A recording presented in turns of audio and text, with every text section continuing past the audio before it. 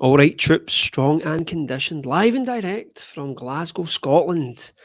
And tonight I am very honoured, extremely honoured, some would say slightly nervous, to have the one and only Alexander Bromley, Premier Strength Coach and all round strength training good guy. Alex, how are you, brother? I'm great. Thank you so much for having me, man. I'm excited to be here. Absolute pleasure to have you on. So, Alexander, for a lot of my listeners who are unaware of your presence in the world of fitness, could you please kindly do the needful and give us a brief introduction as to who Alexander Bromley is? Sure thing. I've been training for probably 25 years, and I've been competing in strongman for close to 20. Currently, I have a couple of books out and a growing YouTube channel that is doing very well, and I'm very humbled for the reception that it's got. But everything up to this point has just been generally trying to teach people how to get stronger, how to make the most of what they have in terms of equipment, how to bias their training towards their goals and solve a lot of problems that I had. I know I had a ton of problems when I was younger, when there was less information than there is now, which that could be a good thing or a bad thing. Yeah, that's about it. Just last few decades spent competing, interacting in the strength community, meeting some good people, reading a lot, researching a lot, learning a lot, and now hopefully disseminating that information to the people that watch. Okay, so let's roll back on that a little bit and let's talk about your introduction to training, because you said something very interesting there, which has been a running theme throughout a couple of my podcasts, and it's regarding information. So, like, how did you start training? What was the origins of your journey? So I started working out. It kind of bleeds into this one event that kind of changed the course of my life. I was like 12 years old. I was young for my age. I was young for my grade when I was in middle school and high school. So the United States, ninth through 12th grade is high school. And usually you're about 18 years old when you graduate high school at grade 12. So going into grade 9, usually kids are 14. I was 12 going into high school, but I was always kind of a bigger kid. I was overweight and I never had a lot of confidence. And it was just super intimidating being around all these other kids. I had never played sports. I'd never really been active. I did well in school, read a lot, did a lot of artistic stuff. And I decided that if I didn't do something to either get myself in better shape, get a little bit of confidence that way, or to expand my social network, that the longer I waited, the less likely it was going to be until I did that, or the less likely it would be that I would do that at all. And that just seemed self-evident to me when I was at that age. So I made a big jump and I joined the football team, American football, which is very heavily influenced by weightlifting. It's a power sport. So if you're going to do cleans and deadlifts and squats and presses in high school, that's going to be like the one sport that really leans on that. So I joined the football team and I had no idea how to play it. I never watched sports. It was one of the most terrifying things I ever did, but that got me in the weight room on a regular basis. And then getting out of high school, I was a terrible athlete. I'm still a terrible athlete, but I loved weight training. And it was so gratifying to have this thing I could commit myself to and chart progress in a very clean and obvious way. And it just stuck with me. So I got out of high school in 2003 and I was desperate to find something that was competitive and structured to keep that going. And at the time, I mean, we're talking pre-YouTube, pre-Instagram, pre-Facebook. I don't even know. I mean, Google, I think, was in its infancy back then. So finding stuff on the internet, I mean, you think this stuff is niche now. Back then, it was non-existent, you know. And I lived in, and I like kind of framing it this way because I'm the old man. So I get to say back in my day, but the way the sports have grown in the last 10 or 15 years has been absolutely astounding. Because when I started looking for competitions, I lived in California. There's 40 million people in California. And I had to drive from, it was kind of Los Angeles area. I had to drive like 5 hours north to the middle of nowhere to find some contest that had like 14 people in it to do my first strongman contest. And it was just by chance that I found it. At the time, I didn't know what strongman was or how that was different from powerlifting or Olympic lifting or whatever. So anyways, that's the story of how I got into it. It was really just wanting to keep the competitive nature of lifting going. And that is really just kind of what fell into my lap. Yeah. So just out of interest, why did you start high school at the age of 12? Part of it, there were two things happen. I got put in earlier than normal. I don't remember why exactly. It's not like I was bright or anything like that. I think I was just harassing my mom. I wanted to go to school, and she's like, "No problem, like free daycare. I'll drop you off at school earlier." So I think I got put in, like they could have waited a year, and I think they opted to put me in a year early. And then there was another incident. I ended up skipping 8th grade again, not because I'm smart. I had some issue in my parents' solution, which I think was probably in retrospect not a great one, was to just eliminate the problem. It was a social issue I was having with bullying, and their solution to it was just to skip the next grade. And it was very easy to do. They just had to talk to the principal. I had to take a test. It wasn't an IQ or a testing based decision, but it just happened to land me into high school earlier than I otherwise would have. And I mean, there were some good things. I had to mature kind of fast. I had to hang, but there were also some rough things. You know, there's a case to be made that if you're allowed to grow a little bit more with more of an appropriate peer group, that might be better. And I could see both sides, but you know, end of the day, I got lemon, so I made lemonade. So when you started your weight training odyssey, what was the first program that you sunk your teeth into, and did this program did it have a profound effect on your journey? That's a tricky one to answer because the way I got into, I mean, it was a long time before I had done anything that you would call a program. And that's part of the reason that I spent so much time talking about programming. Now it's like obvious, it's built in. If you get into strength training, the first thing is, you know, there's this whole sea of programs now that you can follow. So back in the day, the only thing I could find was bodybuilding magazines. That's all there was. If you wanted to do anything in the gym, if you wanted any information on how to lift weights better or how to grow muscle or get stronger better, you had to go buy the magazines with the 300-pound oiled up guys in Speedos, even if that wasn't particularly of interest to you. And I do have a lot of fondness for bodybuilding. I have a lot of respect for the sport. I know a lot of bodybuilders, and that type of training early on absolutely molded me. And it's something that I preach. I don't have a bodybuilder's physique, but there's no doubt in my mind that a lot of those training methods through my teen years, when I didn't know any better, from the ages of like 12 to probably 17 or 18, I was a lot more well-rounded than I think a lot of people are getting now. I had done a lot of smaller movements that people tend to forget about or slack off on.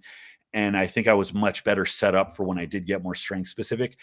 As I did focus down on strength, when I decided that's the thing I wanted to do, I think the first thing I found was like an old Powerlifting USA. And I was like, I can't believe this is a thing. I had no idea that was even a publication. And what I got from it was that you just go heavier and you do fewer reps. So I was like, okay, now I get to pile on all the weight. So that was delayed, where I think a lot of people start off piling on the weight. That was delayed. And I grew like a weed from that. But it wasn't until probably my late teens, early 20s, where I actually had a concept of like, oh, this is what a block of training is. This is what you're supposed to do in a block of training. This is what you're supposed to do in the next block. This is how it all is encompassed in one complete, what you would call a macro cycle. It was a long time before I did something like that. And honestly, I'm hard pressed to tell you what the first example was. I did so many back then before I got anything that looked like a kind of a set method that I had a preference for. Do you think that, looking back on it, do you think the lack of information was ultimately beneficial for your progress? There are definitely cases to be made for both. The lack of information meant that you had to experiment. So if you weren't in the gym actually getting after it, you weren't doing anything. Whereas now it very much seems there's a flood of information. So on the one hand, you have access to really good stuff, but on the other hand, I think it can lead to people doing too much experimentation, whether they're fiddling around within the workout with a lot of erroneous things, like doing their 15th technical practice set for their deadlift, because they think I saw this cue and I want to get it just right. And you can do that ad nauseum. You can do that into infinity. And some people do. And I had a gym for about 6 years, and I saw that pretty routinely, where I would have to say, it's good enough. It will get better over time. You got to get the work in. In addition to that, people can fiddle with their programs. They can jump back and forth.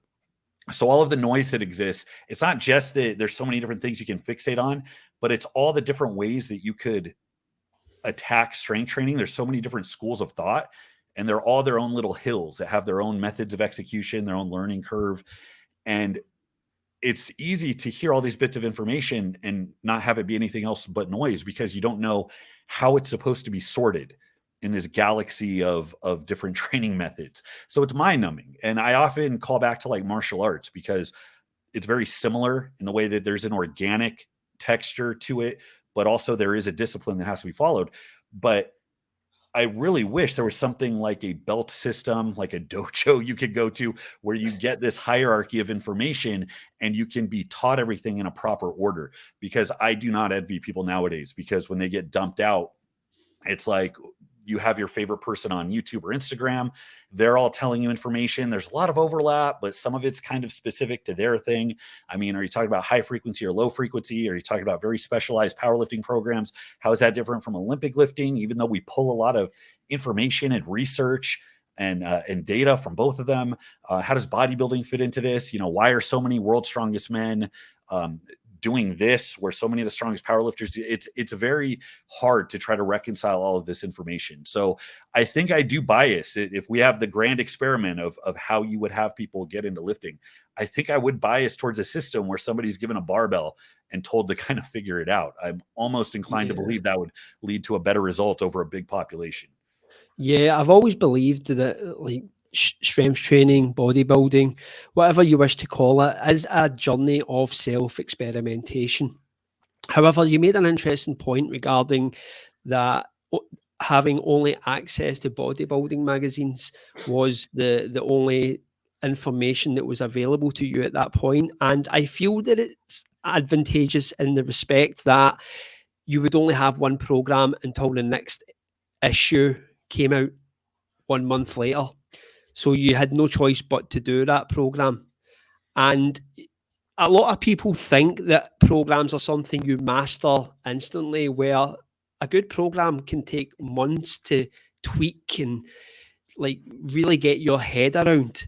And in that day, you were forced into that situation where you just had one program and you had to do it. You were doing it for 2 or 3 months regardless. And you never really questioned anything then. I've spoke about this before. Back then, you used to believe everything that you read in newspapers. You never questioned the media. If something was written down on paper, you just took it for gospel. Whereas nowadays, everything is challenged.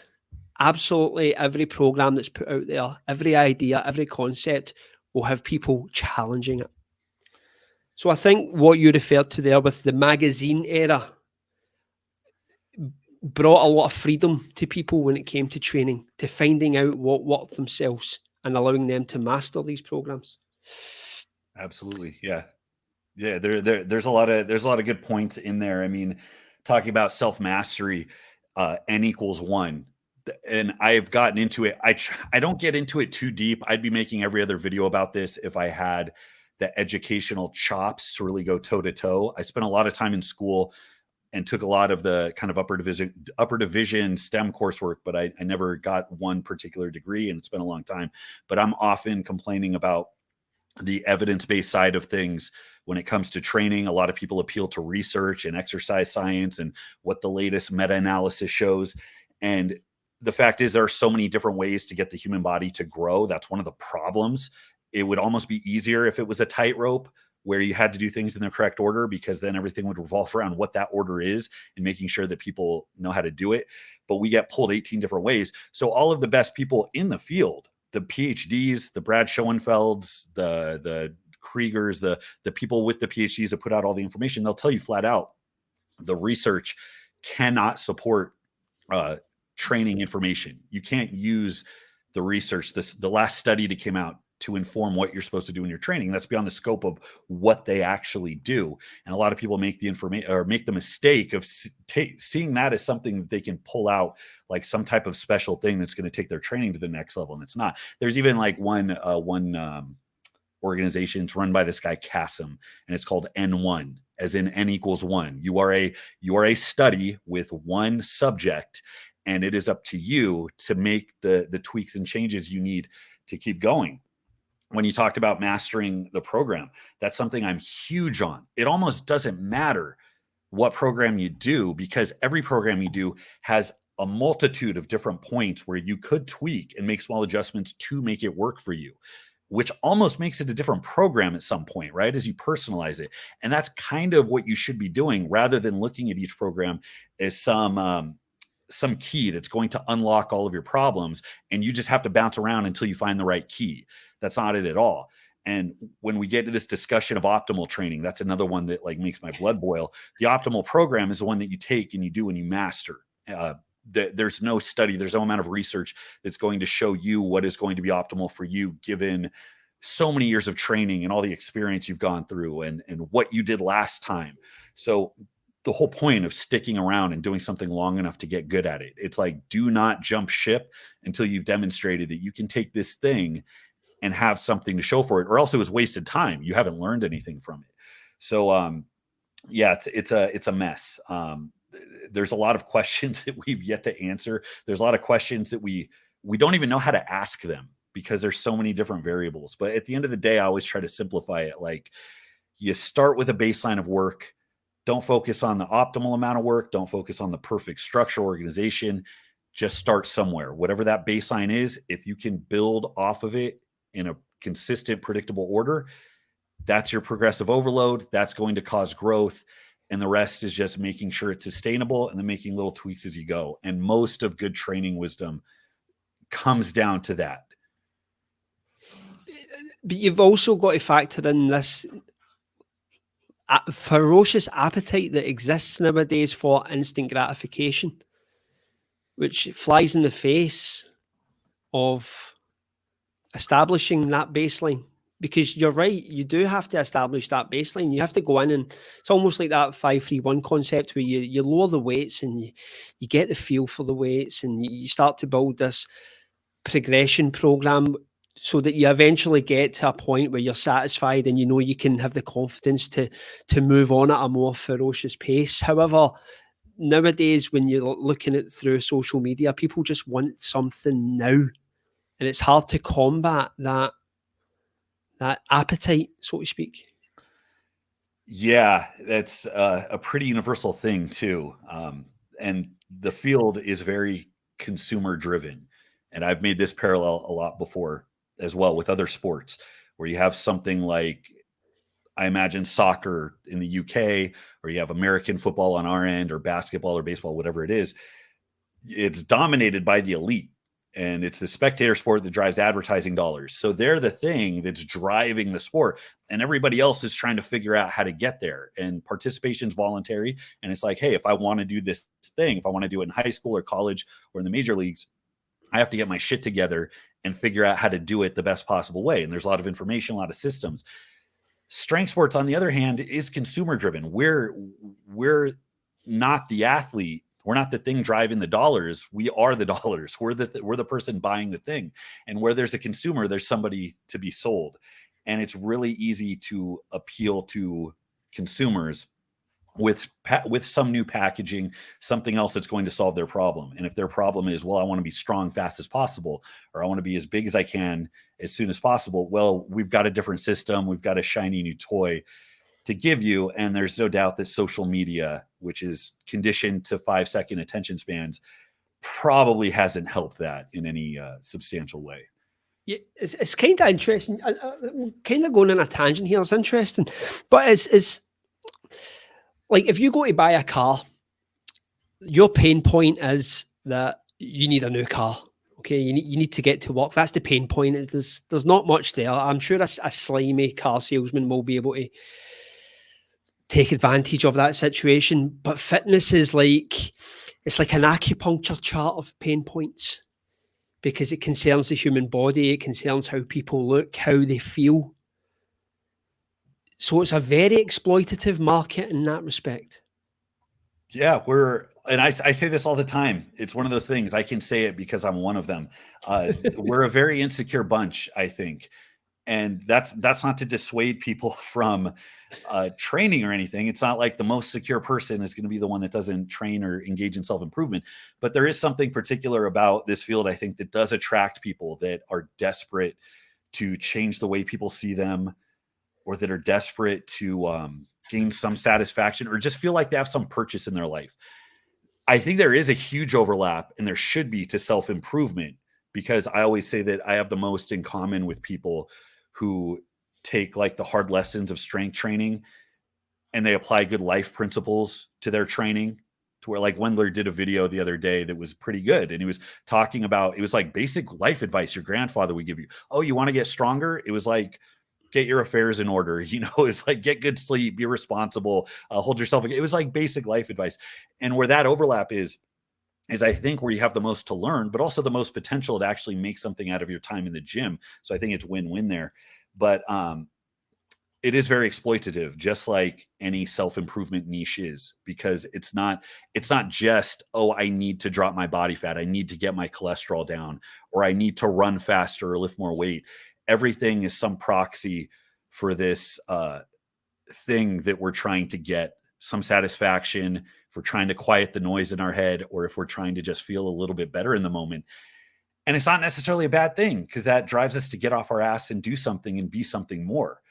But for the sleazy car salesman, that is the easiest thing, to just reach in there and flick, and people they'll get crazy. They'll vibrate with their need to get that problem solved. So yeah, it's a tricky thing to navigate. And I will say this, as toxic and as shitty as online culture is, as sales is, I am actually pretty surprised, and I'm going to say pretty proud, that the community does not have more outright charlatanry in it. There's some, but not as much as I feel like there could be, given the nature of social media and how the type of people that get rewarded for the content they make. I think the big problems have to do with the amount of information, rather the fact of information being outright bad or exploitive. Yeah. Okay, so let's go back to the training journey. So you've started to weight train and you're starting to get stronger. What was the program or the training system that you were using that you started to realize that the magic was taking place? So in the throes of what I would call bodybuilding, everything that was pulled out of, flex and muscular development, it was really correlating effort and time to growth. And I think that's probably one of the things that most people are going to find early on. Just about everything works for you when you're new, which begs the question, if everything works, do the recommendations even matter? And I would suggest that they do. You can look at different schools of thought to how newbies train. You have starting strength on this end, the far end, which is minimal, just barbells, very simplistic, but it works. And it's an easy way to get people into training. On the other end, you have what you would do for like youth sports or youth athletes, which is you get people as varied as possible because you want that wide base. So you can look at Boris Shako's programming. He does very specialized powerlifting. It's basically Olympic lifting applied to powerlifting. But for his novices, he has them do body weight stuff and dumbbells and unilateral work and on to try and build that base. So in the beginning, I think a lot of the magic was just, I would show up at the gym. Me and my friends would be there for like 3 hours. Not all of it was productive. We would dick around quite a bit, but we would do a shit ton of work in that time. And every time I got in the gym, I went as hard as I could. I did as much as I could. The real magic after that, so get past the teenage years, now I'm at a point where I stand to be competitive if I can just get my shit together. I started to get competitive when I realized that doesn't last forever. That as you start to get something that looks like strength, or as you've just, I think, accumulated some miles on your body, you have to actually invest. You have to insert something that looks like deliberate recovery. So the effort and the amount of work will take you so far, but you can't do the same thing forever because diminished returns set in. You can't just hit the gas forever. It's nice to think that we're all going to be savages in the gym. Just if we train for 30 years, every workout is just foot on the gas, going 100 miles an hour, no reps left in the tank, leaving it all out there. That is not realistic. There are chunks of training that can benefit from that. But I mean, part of it's, I think, biological. Part of it is psychological. The type of person that can do that and sustain is very rare indeed, and probably not entirely healthy. So just finding that balance, how much work has to be invested, and what I have to do to make it sustainable to offset it. I'm going to say, God, if I have to commit to something, I want to say one of the first organized things I ever did that was really organized was, was it 531? We're going back like 2009, 2010. Yeah. I want to say the first year 531 came out, I had it on my radar. I think I had done some smaller programs before then that were a little varied. One of the first things I did buy and do that was a huge learning experience for me. I bought, I think it's Lee Hayward. He had this thing called Blast Your Bench, and it was completely gimmicky, but it wasn't useless. It's something I would recommend to people. But the whole idea was, the big selling point was 50 pounds on your bench in 3 weeks. It's like, holy shit, I want 50 pounds on my bench in 3 weeks. And I'm sure he had like one guy that saw those gains on it, but it was a high frequency bench program for like 3 or 4 weeks, but it was bench 5 days a week. And it was just DUP. It was daily undulating periodization. It was, triples one day, a pyramid the other day, 5 sets of 15 the other day. And I got through it. And I remember I grew like crazy. I was like, oh my God, frequency is amazing. But my pec insertions felt like dried peanut brittle. Like I couldn't bench for like a month after that. So I was strong, but I'm like, and that's like a perfect example, right? Of hey, if you can keep yourself together, then yes, more work is better. In fact, I would make this statement: if every human being had, titanium tendons, more work is always better. Like I'm going to make that statement. And that's shown in the training of elite lifters all over the world. That's what leads to something like the Bulgarian system. That's what leads to like Bill Kazmaier saying he did 70 set workouts, and Pujanowski saying he trained for 8 hours a day. Like, if everything holds together, then yes. But that's a problem, is that virtually nobody holds together under that amount of work. So that was a big lesson early on. The magic was the first time I think I ran an effective deload and was like, oh, okay, I got to be making sure this comes into the equation. So the premise of that book, increasing your bench by 50 pounds, was that your pain point at that time?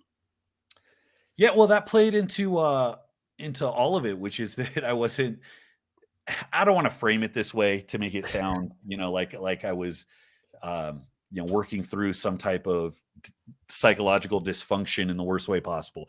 But yeah, it's always like, I'm not big enough. I'm not strong enough. I need more. And that was my motivation. I was eager to be competitive. I loved training against my friends, competing against my friends. I had these lofty goals. I think I told a girlfriend when I was like 17, like, I'm going to be the world's strongest man. And she laughed as was appropriate. But I was high on, it was more, I think at that point I was so enamored with it. I think I was more actively eager to hit these goals than I was actively running away from something else. You know what I mean? But yeah, at that point, I mean, something that could give me substantially more strength in a short period of time, 100%. And I think that exists in everybody else, in this field today. Yeah, but like, as you already explained, it worked. So the point I'm trying to make is you had that belief because Lee Hayward told you it was going to add 50 pounds to your bench. You chose not to question that. Nowadays, you would look at that through a completely different lens. That's true. And I wonder how many people did that, got through the first week, said this sucks, and then didn't finish it, because that's the thing. If you have this entire system, and as time's gone on, we've gotten more complex systems. It's not, hey, do this for 3 weeks. It's, oh, this is the best way to train, but you got to run it for 2 years if you want to do it right. That's been my main criticism of something like conjugate, like West Side style conjugate. It's, and I've never said it can't work, but the learning curve for that thing is not going to be followed by like 97% of the people that try it because they heard Louis Simmons say at some point that it is so brutally effective. I believe it's effective. Like, I've met the people, I've talked to people about it. I had the pleasure of talking to Dave about it directly. It's like, I believe it was effective the way they did it when you hear the stories. But you know, when somebody's getting that information third hand, they're reading it out of a magazine. They don't have a coach. They don't have somebody to drag their ass to the gym when they don't feel like doing the max effort day that day, or when they don't feel like researching what the special exercise rotation is. There's a lot to it. And yeah, you're right. That's a problem. The need to have it now, the unwillingness to believe what you're reading and not pick it apart and jump to something else. It's that's a problem, given that people are on their own mostly. So what was the actual transition into strongman? What did that involve? So strongman was my first competitive experience at all. And this is 2006. So this is before powerlifting actually became popular, because people probably, a lot of people watching this either haven't been around long enough, or maybe weren't even born yet to remember that powerlifting was extremely weird and extremely niche for a lot of years, infinitely more than it was now. So if you open a bodybuilding magazine in 2000, 2002, 2005, it would feature powerlifters in it. They would have interviews. They would have the best guys of the day occasionally pop in as like a little sideshow, and occasionally, or they'd be on the supplement inserts. So you'd get like a 2-page like centerfold advertisement from like MHP supplements or something, and they'd have all the benchers. But at the time, there was no raw division. So from the 80s, equipped lifting had taken over, and it was, oh, that's just what you do. You want to power lift? You need a triple ply bench shirt, and you need a squat suit, and you need to have a crew to help you in it. So that was all powerlifting was. So however off-putting you think powerlifting is to the average Joe, that was your only option. And most people were like, what am I lifted weights. And I'm like, what is that? So eventually there was the raw resurgence. CrossFit helped making powerlifting more accessible and driving a lot of people into it. And powerlifting took off, and it's still on that upswing because it is accessible and it is fun for people. And that's a really great thing. Going into strongman, it was barely a thing back then. It was in its infancy. And really all I had to do was figure out how to do the damn events, because I was decently strong at that point.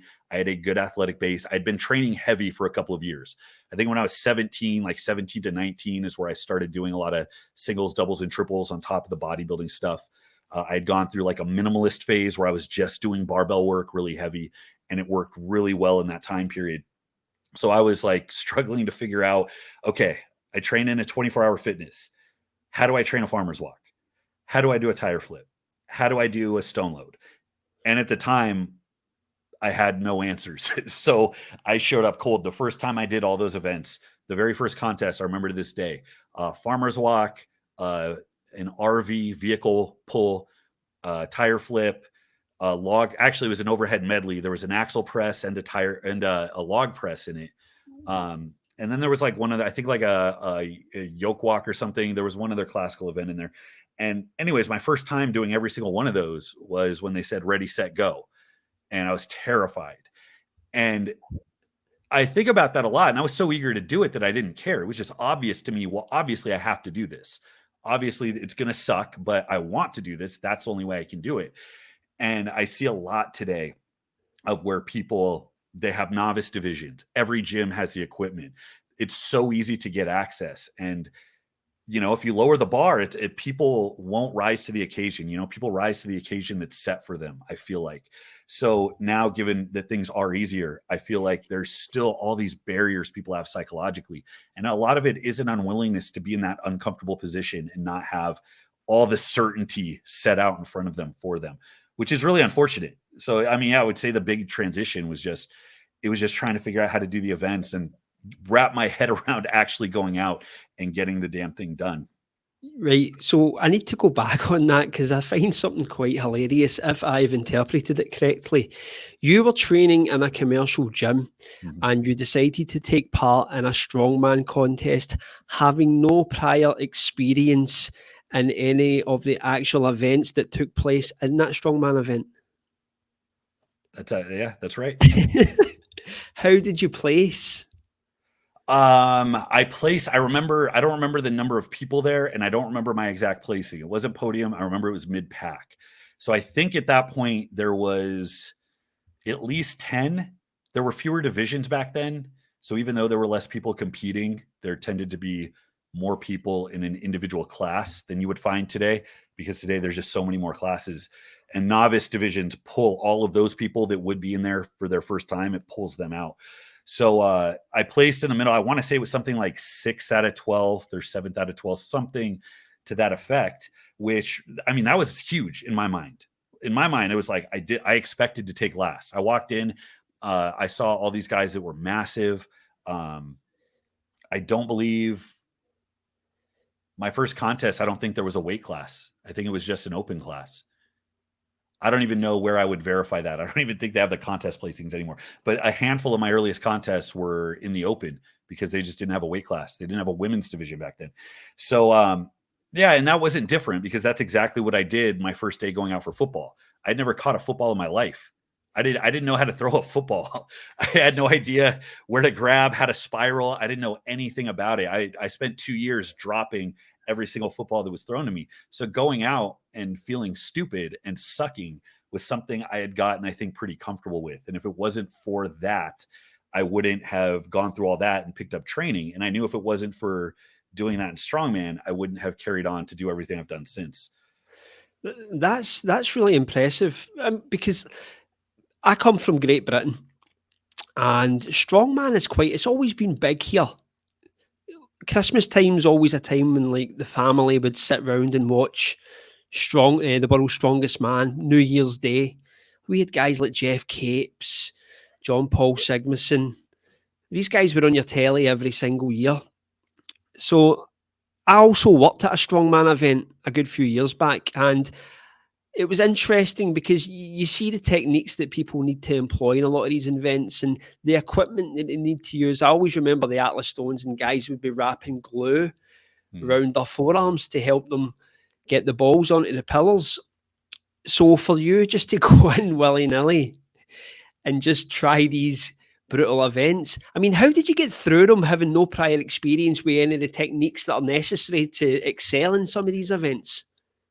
So, and back then I will say, and this is probably why all the novice divisions are warranted. Back then, because it was newer, the weights weren't as high. So the mark to get a pro card, let's say in the organization, there's one organization that gives out pro cards. It's not really universal for the sport, but in that organization, to get a pro card in either the heavyweight or middleweight class, the bar was much, much lower than it was today. And that's my eternal frustration. I'm like Sisyphus pushing the stone up, because as I get better, everybody else gets even more better. And I've spent 20 years chasing, but the bar was lower back then. And I had waited to compete. I wasn't like 13, 14 going into my first contest. I had a good 7, 8 years of solid training under my belt. So my numbers were decent going in. So having a good strength base made up for most of it. If the weights were how they are today, I would have probably zeroed a couple of events. I probably wouldn't have learned anything other than, gee, I have to get a lot better. So that balance of the challenge of the events back then versus how strong I was, that was a big one. But really it was doing too many warm-up sets. I mean, I was so gassed going into the events because I was so excited to like get my hand on a log. Like I think I'd done like 8 like failed log press attempts to try, and somebody was there. Actually, that's where I met Scott Brengel for the first time, who was my kind of early mentor. That was the first training crew I worked out with at East West Strength in Costa Mesa, and he's put out a ton of pros. Sean DeMarinis, Leifa Engels was the first woman to win the Women's Pro Arnold the first year they had it. So really good talent came out of there. And I remember Scott, he had this thick New Jersey accent, and he'd be, yelling at me like, get your elbows up, get your head through, and every time he'd catch you feeling sorry for yourself, he'd yell at you. He's like, do you want it? Why are you here? And I just always had his voice in my head. But he was like one of the first ones at the meet judging, giving me technical pointers on how to flip a tire. This is how you grab a stone. And I had to pick it up on the fly. And a lot of it was just watching other people. And that's the other thing with strongman, where powerlifting, I think there's a problem with people running into contests too many one after another. There's not as much to learn. So yeah, getting the pacing down, figuring that out, that's great. That's important. But you can go a couple years onto a powerlifting meet and come back and it's fine. With strongman, that's part of the way that you get event experience because the events are so varied and you want to be around other people to see how they do it. Because you and your training crew might have this single approach to this one event, and then you travel somewhere and you realize they grip a little bit different or their stance is a little bit different, or this one event, they have this strategy. There's a lot of little pointers to pick up. Now, in the beginning, that doesn't matter so much. Really getting strong, being conditioned, and having some familiarity with the event, that's most of it.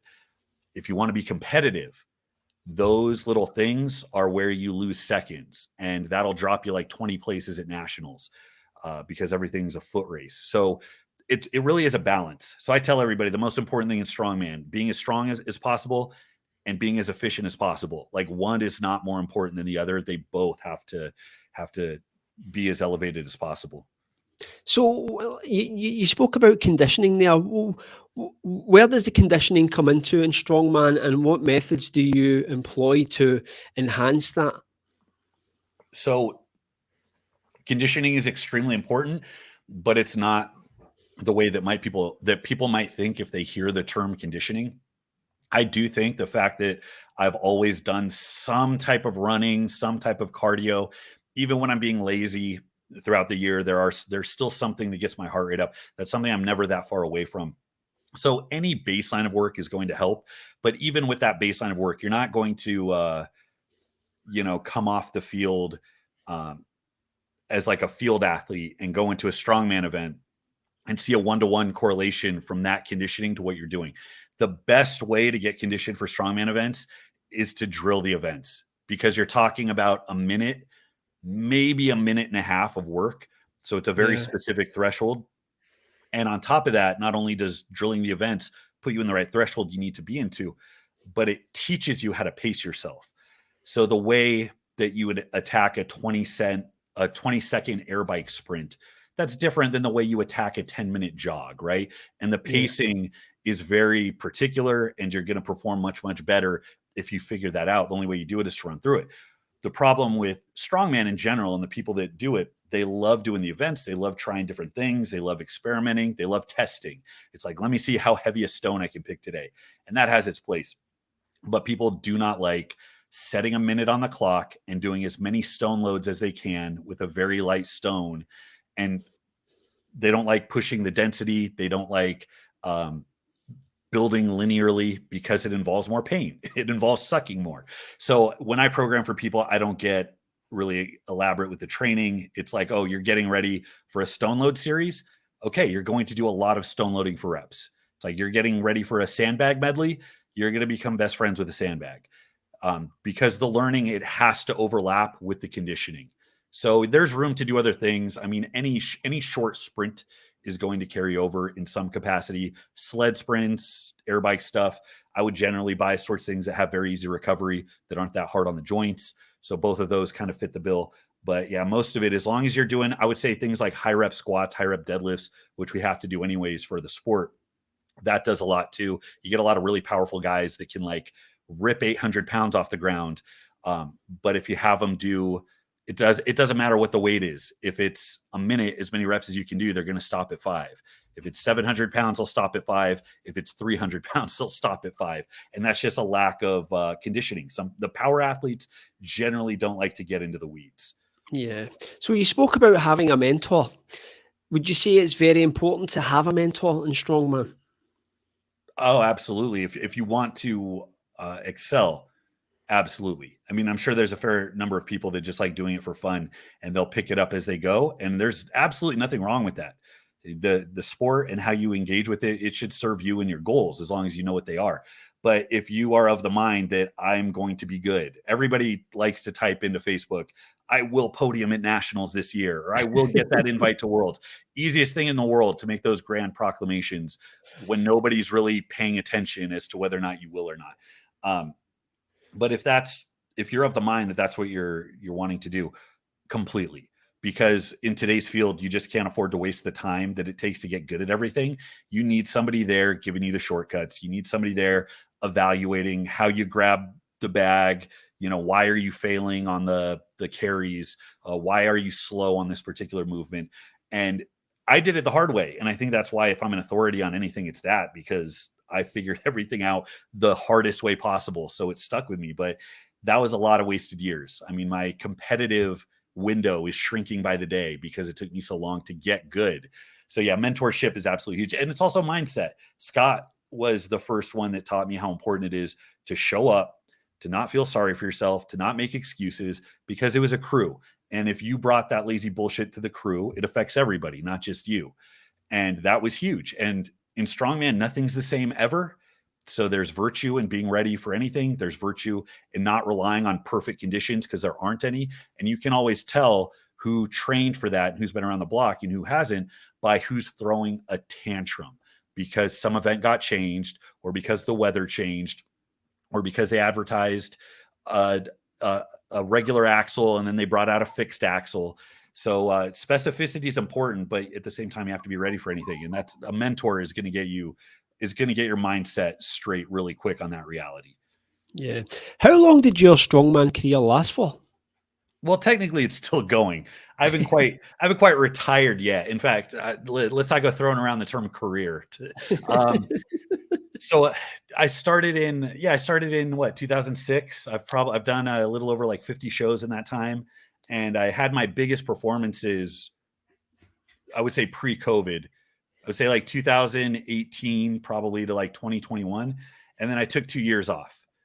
Me and my wife were trying to conceive. We finally did. So she's pregnant now. Congratulations. Thank you. So now I don't have to worry so much about that. That was a big thing that was holding over our head financially. And as far as, your endocrine system goes, there's certain considerations you have to take into account. But yeah, so I'm on my way building back up, and I'm probably going to start competing seriously maybe next year. And I'm 36. Yeah. I think I got about 8 years, maybe 10 of real competition. And then after that, I might compete for fun. I might do masters. I might do what other people do and just take up triathlons or something. So we'll see. So how did the gym come about? What was the idea to open your own gym? So that came about accidentally. That was serendipity. That's an example of the more you try, the luckier you tend to get, because I had no idea what I wanted to do with my life. I'd spent 10 years in school, and I jumped around between like 4 different majors, spent some time in kinesiology, and I realized that was just a gross waste of time. And that's not to shit on anybody that's in that field. But if you think you're going to get into exercise science to make you better at training, find a different career. I was going to be a math major for a while. I was looking at, other STEM fields, and I ended up just working odd jobs because I realized I made a lot of money like waiting tables and bartending. So I did that for a while. I delivered pizzas for a while, and I trained for a long time. Since I was 19, I had done training in some capacity. So I was realizing that I didn't want to be in my 30s waiting tables. So I was looking to start training again and looking into having that be more of a full-time thing. This is before I ever posted a video on YouTube. And I got on Craigslist, and I just searched in the area, and I was looking for a private training studio because there weren't any. Oddly enough, there weren't any in the area. They were all corporate gyms. And I just happened to find this small gym that 2 guys were running. They had just opened up. It was a powerlifting gym, which at the time, they literally had 1 rack, 1 stall mat to do deadlifts on, and a dumbbell rack and a couple of bars. And we went in together and we grew it. We got a different spot. We added more things. And then eventually they kind of dropped off, and I ended up taking it over, and I had it by myself for a good 4 or 5 years. And then we decided to move across the country, so I let it go. But the idea was, that was just my luck. It was something I wanted to do. I had expertise in. It gave me a little bit of credit, so dropping out of college didn't look so bad when I was a small business owner. Yeah. But then that also allowed me to pivot and do what I do online now. So I'm not entirely sure that I would have this presence if it wasn't for the gym. Yeah. So like you said, it was a powerlifting style gym? Essentially, yeah. We ended up having more strongmen than anything. I advertised that more. I ended up hoarding equipment, so there wasn't as much room for all of the monoliths and anything else you might put in there. So the way I see it, if a gym has a hardy squat rack and a bench that's like not a corporate gym bench or a home gym bench, if you buy a rack and a bench from Rogue, you have barbells and plates, there's no reason it's not a powerlifting gym, because everything else is frills, you know. But that's how they thought of it. That's how they started it. But we ended up having all types in there. Yeah. And did you coach in that gym? Yeah. I coached the entire time I was there. Yeah. Yeah, so it was like a coaching-based style gym. It wasn't a gym where like I could just rock up and pay money and use the gym. Oh no, there was open membership, and I would put programs on the board. So at any given time, we'd have, you know, a dozen people running through the program that I would update on the board. Then I had one-on-one clients that I would train, and some people would just show up. I would run like event days on the weekends for Strongman. So that was kind of I mean, it was included in membership, and that's something people would show up to as they wanted. So there was a lot of like hands-on stuff throughout the day. But no, people could show up, and you know, some people put their headphones in, didn't want to talk to anybody, and some people were just there for one-on-one instruction. So, any of the programs that you wrote about in base strength, were they concocted in this gym? Similar. I do have. I got in the habit of like taking pictures and kind of filing away every time I wrote something on the whiteboard, and I haven't revisited them in a while.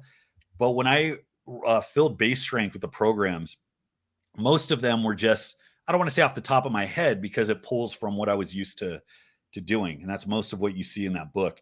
But really, those were examples to show people the different ways that they could utilize the principles I was talking about in the context of all of these different structures and splits. Because I could talk about how you would progress a main lift, but that's going to look different if you're running a 3-day per week DUP split versus if you're doing some type of like alternating volume and intensity thing versus, I mean, you have methods where you're like alternating from like max effort to repetition work to speed work over like a 3 weeks. There's a lot of different elaborate ways to concoct training. And in people, when people see that, they end up losing their minds. They end up spinning, you know, they lose the tether that keeps them to earth. So it gets really hard to make decisions. So really my goal with that, instead of giving you 10 programs that you can check off your bucket list, which unfortunately I think is how most people read it, it was just say, hey, this is a way that you can see how it's easier to plug this stuff in than you might think. And it was to kind of give them something they could, you know, sink their teeth into. Yeah, I think one of the hallmarks of a good program is a component of the program that you can take away and use in other programs that you create yourself, or just a technique or a pillar or a principle that you can use. One that stands out to me, and bear in mind, I've been training since 1999, was the BullMastiff program, which the way it was structured with the volume, where you would do like 3 sets of it. I forget how many reps it was. Then the next week it would be 4, and then the volume just kept creeping up. Like when you began the program, you had that false sense of security. You thought, right, this is okay. And then by the end of week 4, you were just like depressed as you were walking into the gym. So like, and that was something I had never really seen replicated anywhere. And it's something that I've always used to this day. So for me, it was always just gaining a bit, like a nugget of gold from a program, as opposed to the whole program itself. Oh yeah, that's cool. No, that's important. You should be able to learn something, even if the program's a disaster. You should be able to look at something about your experience with it and be like, okay, what did I learn about my tolerance to work? How I felt under these exercises, what I might need that this program didn't offer. There's always something you can look at. That is something specifically I did take from the gym. And I remember explicitly implementing this because I was trying to find better ways to incorporate a linear periodization style of training where you start out really high volume, and then over the course of the macro cycle, you go to less volume and heavier weight. That's pretty standard. There's just a lot of different ways to do that. And that's another thing. People lose their minds. They're like, well, exactly how do I add weight? Exactly when do I deload? Exactly how hard should this be at week 4, at week 7, whatever. And one of the flaws I'd always seen is that the kind of dumbed down, what I would call Americanized versions of linear periodization, because this all stems from like Soviet stuff back in the day that applied to like broader sports, complex sports that have a lot of moving pieces. You'd see something like a 5 by 10 on week 1. And then it would go, 4x8. And then it would go, 3x5. And then eventually you're at singles, doubles, and triples. Well, if you're not particularly conditioned, what does a 5x10 look like your first day? It's not particularly impressive. You're going to be sore for like 9 days. It's and anybody that's done that, it's horrible. And because I compete, so I always think about training, even hypertrophy. If you're just a bodybuilder, whatever, I always think about training cyclically, because you're never conditioned to everything all at once. You always have to ease into it, right? So I did that for a group of guys. I had them start at just a few sets, because if I put like a set of 12 on squats, everybody would rebel. Everybody would completely, like, double digits on squats and deads. You're out of your mind. So I eased them in. I'm like, well, let's build up some capacity. They're not so bad when you get used to them. In fact, keep the RIR like huge. Like, don't even get close to failure. Make them easy. The only way I could get people to do a set of 10 or 12 was if there was almost no effort involved, and they still hated it. But then I crept the volume up, and then I slowly crept the intensity up. And what happened was their capacity went through the roof. By the time they were conditioned enough where they felt good pushing the weight, then they got hungry.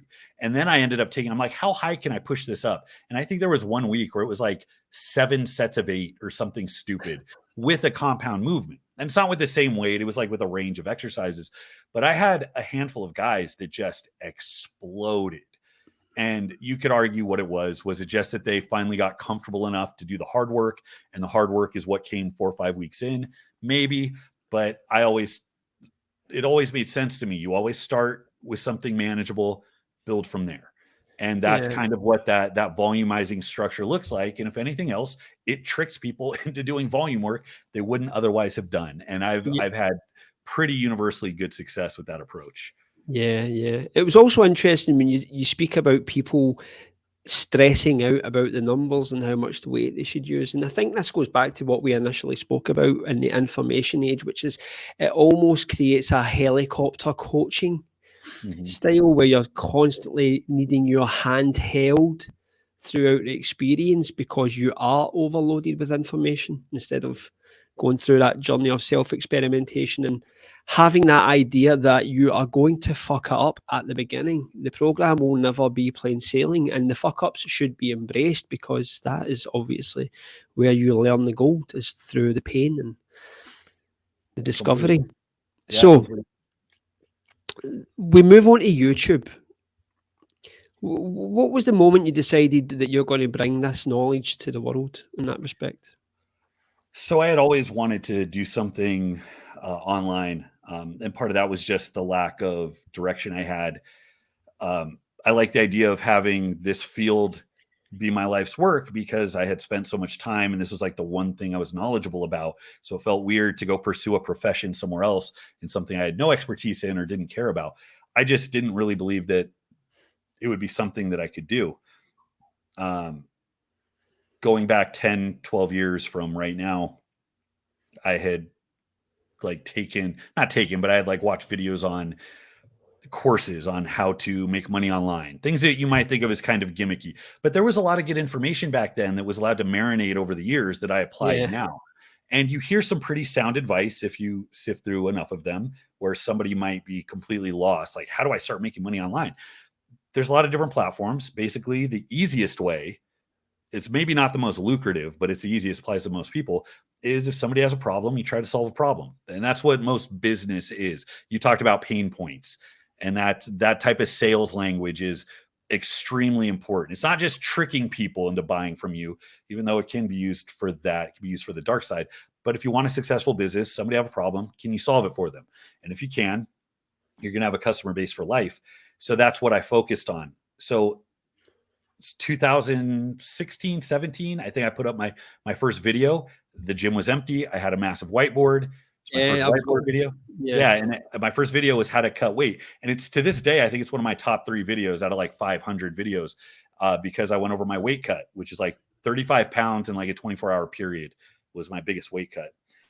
And it was just me in front of a whiteboard, and it took off. So that told me that I could potentially do this. And I think the biggest asset I had was that I didn't do what so many people do on social media, which is immediately make it about themselves. Being entertaining, having a personality, having something that people like to watch, that's huge if you have it. Yeah. Well, odds are that you don't have it. So instead of making it about yourself, make it about the person watching you, what they're going to take away from it. So I never struggled with that. Yeah, yeah. I mean, you've obviously got quite a turn of wit. You've got a rapier wit. I think that stands through in your videos. However, the one thing that always catches my attention, because I remember when your videos were first coming through, they were a breath of fresh air, and they resonated with a lot of people because they were just a guy with a whiteboard. And that's quite novel in a world which is saturated with drones flying over gyms and guys climbing out of Bugattis with a big bag round their shoulders, about to start their daily fucking gratitude journal or some shit like that. Mm-hmm. Whereas you're just a guy dispensing information in front of a whiteboard. And that always seems to catch people eye. It's almost kind of similar to Ryan Wolf with the burpee videos, where it was just a guy doing burpees, but it was captivating to watch. Was that a strategy you had in mind, or was the low tech approach just due to circumstance? Yeah, it was circumstance. That's what I had. And I was telling you before this, you were talking about your microphone and your camera, and that advice still stands today. This isn't just like, pre-COVID YouTube. This isn't just like social media in its infancy or whatever. Even today, if you can satisfy if you can give the answer to a particular problem, you can film it on a Trio from 2006. You could film it on like a first generation BlackBerry. It doesn't matter. The audio can be terrible, but if it's to the point, the big thing I always heard in the beginning was, "Oh, I appreciate you don't waste time." And even now, I try to keep my introductions very, very short. But I can monologue sometimes. But I would have the whiteboard and be like, "Hey guys, this is what I'm doing. This is what we're talking about today." And then I get into my graphs and my visuals, and I would just write. And people loved that I got right into it because it was about the topic. And that was it. And looking back on it, they still get a lot of frequent views. There's still a lot of engagement, and they look like shit. They sound like shit. It's echoey. But yeah, that was completely circumstance. It just happened to work out in my favor. But that also forces you to focus on the substance of what it is that you're saying.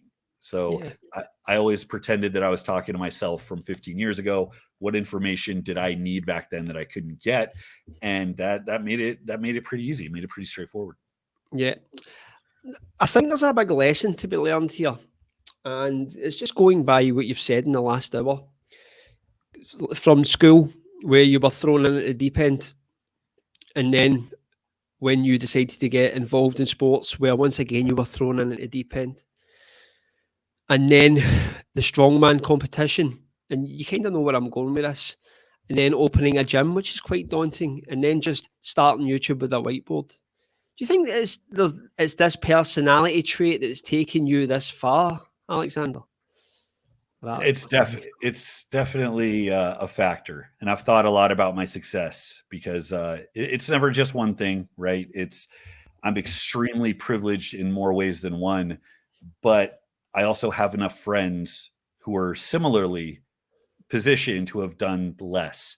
So you always have to think, okay, how much is it my personality? How much of it is what my lifestyle was like early on, what my parents were like, what they ingrained me with? There's probably a genetic component. I mean, I have some entrepreneurs in my family. My grandfather owned an antique car business, and his entire business, he liked antiques. So he spent his entire life collecting turn of the century, Model Ts. He had a Model T from like 1915, and he fixed up cars and he ran a business, very lucrative, very successful. My brother was very much the same way. My brother doesn't have a higher education, but he was a very good salesperson. He spoke well, never had a problem asking anybody for anything, and he turned that into a career. So definitely, I think I had a belief, and I think you touched on that earlier, the belief that if you do this, you will get something on the other end. I have benefited insanely from an irrational belief that it will all be okay.